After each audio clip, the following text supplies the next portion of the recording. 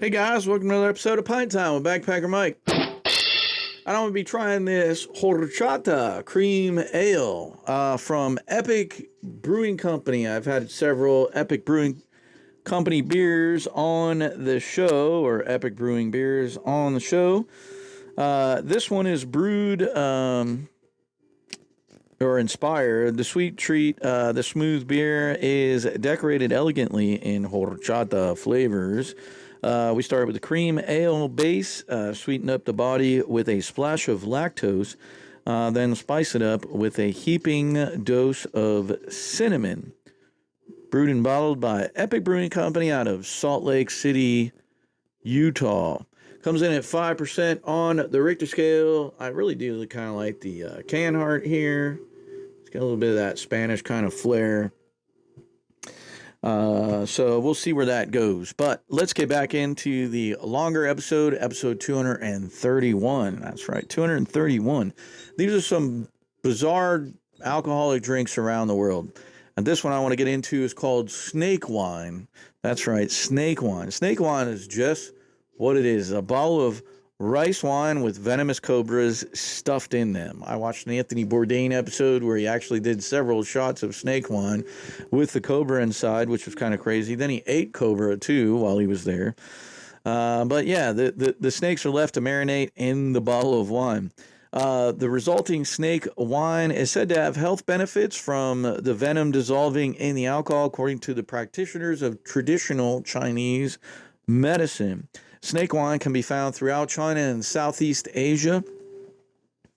And to make the wine more palatable or more medicinal, other items can be added to the wine, like berries, herbs, spices, and even geckos.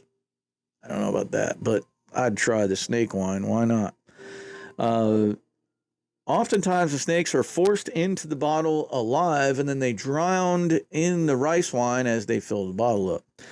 Now, however, it's not always that effective because there has been some reports of drinkers who opened the bottle of wine and the snake came flying out and actually bit them because the snake went into like a hibernative state, et cetera, et cetera. So I don't know. I would venture to guess that those people probably opened the bottle of wine a little bit too soon, but I don't know. Who knows? But anyway, yeah. Don't get bit by your snake wine. Make sure the snake is dead before you open the bottle. Anyway, let's get into this horchata cream ale. All right, cheers, prost, slancha, and skål for my Nordic friends. You know who you are. You get a lot of cinnamon on the nose, not so much like creaminess. If you've ever had a horchata, I absolutely love them. It is made from rice.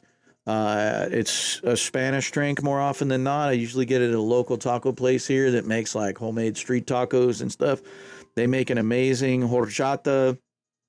It's like rice, almost turns into like a rice milk with cinnamon and vanilla and nutmeg and various things. Delicious. So let's see where this one goes.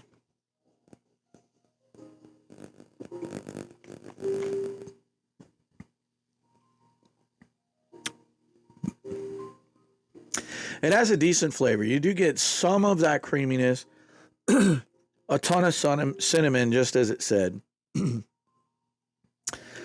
It's in a cream ale. They added lactose, etc.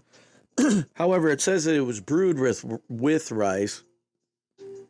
The cream ale was brewed with rice and the cinnamon and all that stuff. However, I would have probably put it in like a actual rice lager, possibly, and then added some lactose to it and some cinnamon and nutmeg. Made it more like a, almost like a smoothie, like a, not a sour smoothie, but you know what I mean, like a milkshake style smoothie beer. That would have been perfect for this.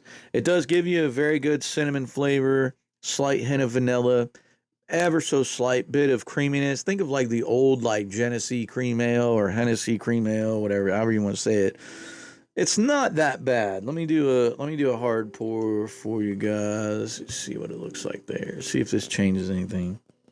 You just get more cinnamon, slight vanilla on the nose.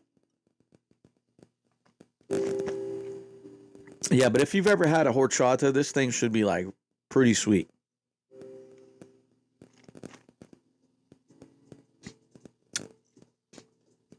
Actually, the hard pour is really good. It brings out more of the complexity of it, I feel. It makes it a slight bit more creamy. I'm definitely getting that vanilla and that cinnamon now. So I would recommend if you do find this and you want to try it, I recommend just getting a hard pour, or if by chance someone has it on tap, maybe at the brewery at Epic Brewing. It's solid. It's solid. I'm gonna go with 7.5. I'm gonna go 7.5 on the Horchata Cream Ale by Epic Brewing. And as always, thank you all so much for hanging out with me on Pint Time with Backpacker Mike. Please give me a follow on Facebook and Instagram. I would appreciate that as well. And as always, peace, love, and let's continue to experience this beautiful world together. I'll see you guys next time on Pint Time with Backpacker Mike.